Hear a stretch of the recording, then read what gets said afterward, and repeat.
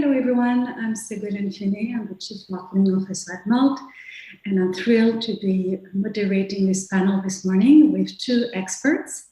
Vinciane Beauchesne is a Managing Director and Partner at the Boston Consulting Group, where she leads the people and organization practice for Western Europe, Africa, and South America. Her areas of expertise include new ways of working, skills and talent development, leadership, team and organizational performance. Welcome, Vinciane. Happy to have you with us. Unger is the Professor for Digital Transformation at the University of the Bundeswehr in Munich. He's also an affiliated research fellow at the Max Planck Institute for Innovation and Competition. His research areas are digital economy, data economics, and innovation economics. And he's working on several studies surveying the impact of COVID-19 on the labor market. So welcome to both of you. So happy to have you with us. And I'll start with the first key question. We hear and we read a lot about the gig economy and about both opportunities and risks that gig platforms create. And I was wondering, Frank, if you could give us your economist point of view on what is the difference, what are the differences between the gig economy and the talent economy as we discuss it today.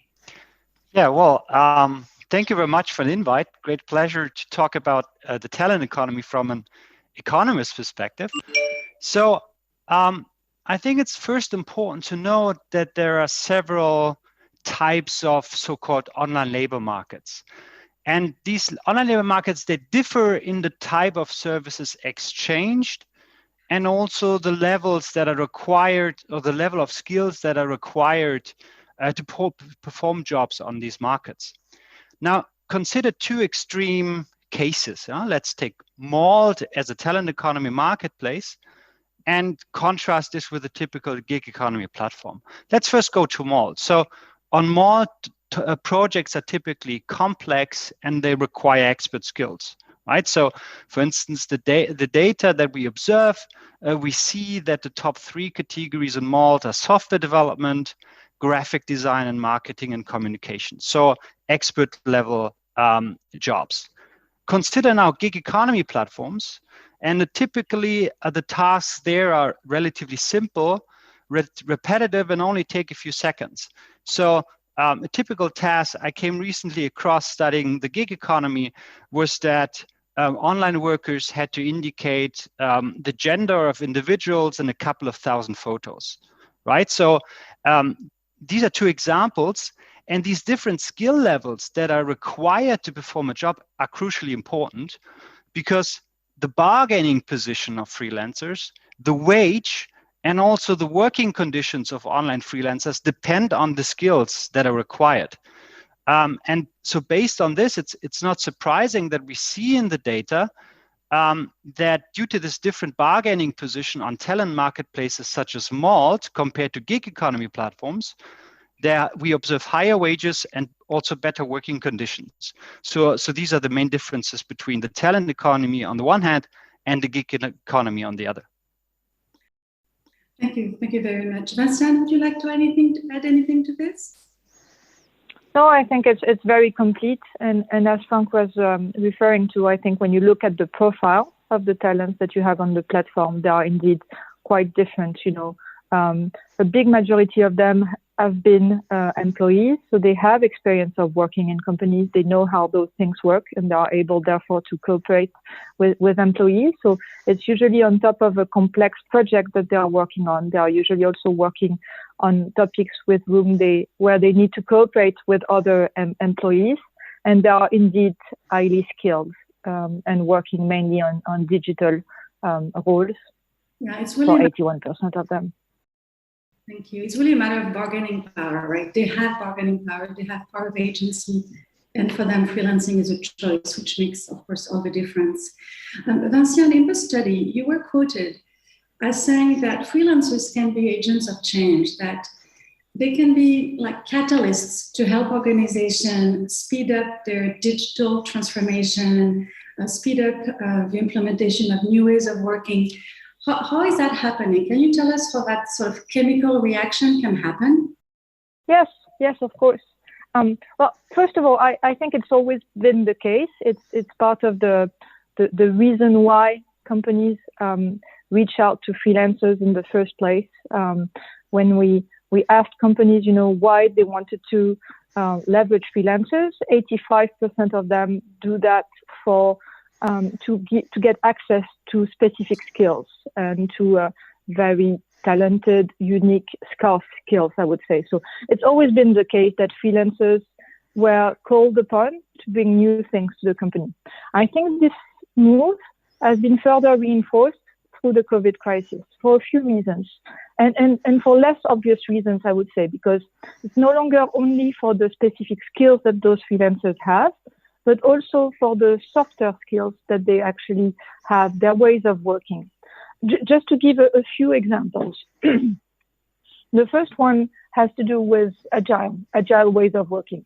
This is something that we have seen increase in companies that have gone through the COVID crisis. We've actually seen through a survey done with top HRDs in France, we've seen that 25% of them have experimented with agile or other new ways of working during the crisis, and they all have seen that as a real success. Actually, 70% of them now want to scale those new ways of working in their company.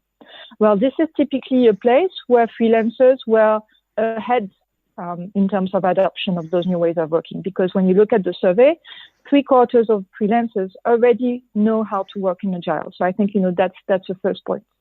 The second point is, I think the remote work has shown the importance of having more autonomous workers and employees, that are able to plan their work, that are able to work autonomously while cooperating in a team. And here again, this is, the main value of a freelancer, who has generally, based on the survey that we did, for 85% of them, this was the primary reason why they wanted to go towards freelancing, is actually, to get autonomy.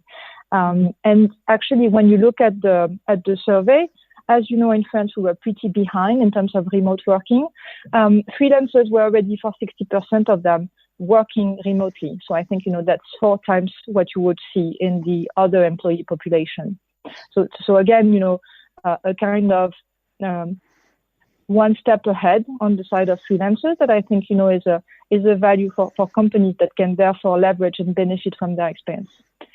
Last but not least is the skill dimension, and notably the ability to learn dimension, which is very important. And again, it's been re-emphasized through the crisis, just because companies, for 75% of them, claim that they want to accelerate on digital.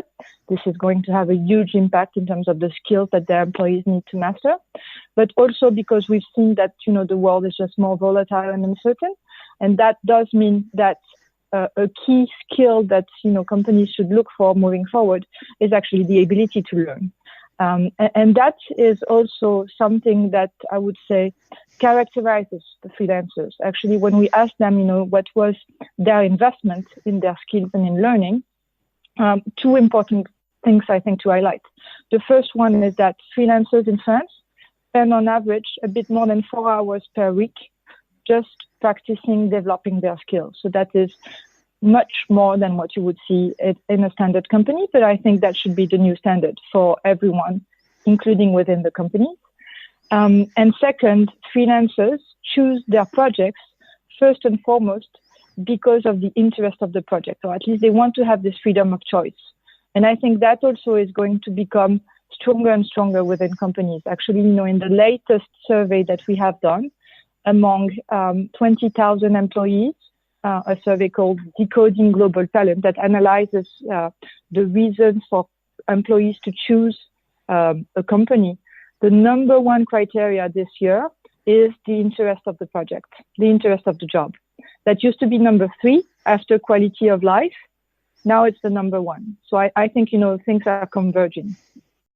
Yeah, very clear. Thank you for making it very specific. And I can see the catalyst aspect there. Frank, on your end, as an economist, how do we see this trend impacting work? You talked to me about the concept of unbundling tasks. Can you tell us a little bit more about that? Yeah, well, first of all, I mean, I think it's important to note that in the traditional, call it offline labor markets, so in the pre-digital era, go back to the pre-digital era, companies would typically bundle a variety of different tasks in work packages of, let's say, 40 hours per week. So that's the typical standard contract.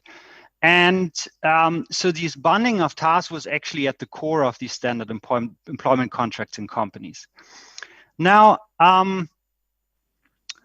typically companies would bundle tasks to an extent that they have a sufficient volume of work to justify the recruitment of an additional worker, right? So then in the pre-digital area, what I want to say is that this bundling was actually efficient, right? So what economists call a transaction cost, so the cost of search and matching to hire different specialized workers for different specific tasks were actually prohibitively high, right? So in the pre-digital era. And this was particularly true for very small and for infrequent tasks. So, and from an economist perspective, online labor market changed the whole game, right? So they substantially reduced the so-called transaction cost, so the search and matching cost. And now, so in the digital era, online labor markets reduced the cost of recruitment and actually enabled companies to search for and hire specialized experts for specific and also smaller tasks. So that's sort of in terms of new working models for companies. Online labor markets give companies more flexibility in terms of hiring at the level of individual tasks rather than at the level of standard work packages of 40 hours per week. Right, so that's interesting because it's really flexibility at the micro level, at the level of job description, and it's probably going to have an impact on what we consider a job or a job role or a function in an organization, you know, as we move forward with all this added micro flexibility added. I also wanted to ask both of you a question about the overall flexibility that this enables, the flexibility at the macro level. Going back to the pandemic for a minute and what we've seen in the last year, you know, freelancing was a trend before the pandemic hits. From your perspective, you know, working, you know, with clients, Bastian and Frank, working, you know, analyzing the labor market, what is the interaction of the pandemic and freelancing? Has the pandemic accelerated the trends? Are companies using freelancers differently, you know, in the last year than before? What have you noticed? Bastian, maybe you can start. Yeah, it's a great question, and I think it's a bit of a balanced answer. The first, you know, obvious one is the pandemic has highlighted the need for resilience among those companies.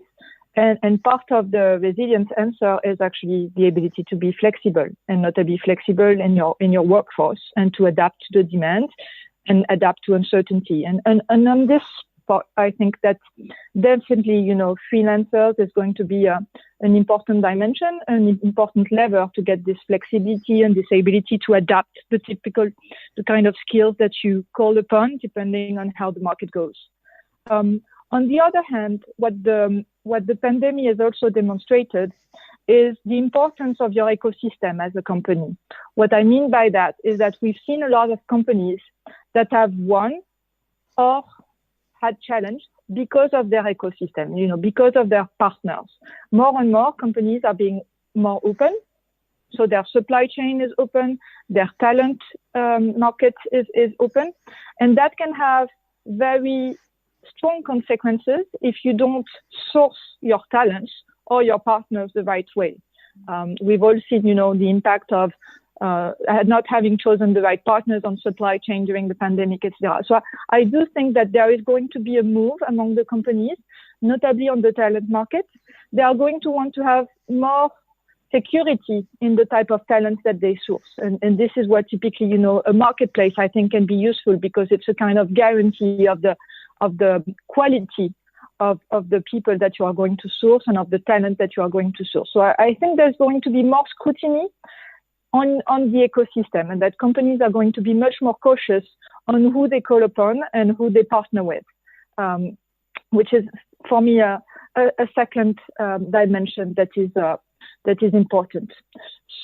Third topic, I think. So as you can see, a bit of a plus. I think asking for flexibility, but the need to be much more cautious and have more scrutiny on the quality. The last point that I wanted to emphasize is to what extent are companies really ready? The stakes are there, the need is there, but are companies ready to use freelancers at a much stronger scale, more global scale? And this is where the jury is out, I would say today. The companies I work with, most of them have really, been dealing with the crisis over the last year. They are now starting to think about what's the more sustainable model, what is the future of work from a company standpoint. And I think, we have a barometer with those companies where we test their maturity on a number of domains. One of them being their new talent model, how they work with talent, how they go towards new sources of talent, etc. And this specific dimension is the one where companies recognize that they are the least mature. So I do think that the need has emerged. The pandemic has probably reinforced the business case for freelancers, but there is still a lot of maturity required on the company side. They are not totally equipped today to use freelancers at scale, I would say. Yeah, and I guess that it's a huge challenge for HR leadership to manage talent pools very differently. In the couple of minutes we have left, Frank, maybe you can give us the perspective, economist perspective on this question? Yeah, well, I mean, first of all, I think it's important to note that intensified by the global pandemic, online labor markets are at the core of the debate of the future of work, both on the policy side as well as the scientific point of view. And so that's why I think as an economist, online labor markets in times of the COVID pandemic are actually a very important field of study. And I think also that economics can provide a useful analytical tool in this context. Now, going to recent studies, so recent empirical works studying online labor markets, they analyzed the effects of COVID-19 mobility restrictions on demand, supply, and hiring for remote work relative to on-site work. What do I mean by remote work? So remote work would typically be home office work, and on-site work would be work done at the client's office. Now, in these studies, actually, they exploit the fact that the stay-at-home requirements, they differ by country, they also differ by time, and they also differ in the extent to which they were implemented. So in some countries, they were stronger, in some countries, they were weaker. So this gives very nuanced results on the effects of these requirements. And the results of these empirical studies actually show that the implementation of these stay-at-home requirements had a positive effect on the demand and hiring of remote work relative to on-site work, right? So overall, the results suggest that while overall employment on online labor markets remained relatively stable also during the pandemic, there was an observable shift from on-site work towards remote work. Right. So, and that's based on these results, actually one can conclude that online labor markets or talent economy marketplaces such as Malt, they actually provide the flexibility for labor demand and also hiring to adapt to these uncertain times, to adapt to conditions of a pandemic. Thank you so much, William. This is very interesting because we can see both flexibility working at the micro and macro level, and we can see the freelancing as a solution for that. We have to stop now because we have the next topic, which is about digital transformation at scale, leveraging freelancing. Thank you both so much for being with us this morning. And for the audience, please stay with us for the next workshop. Take care.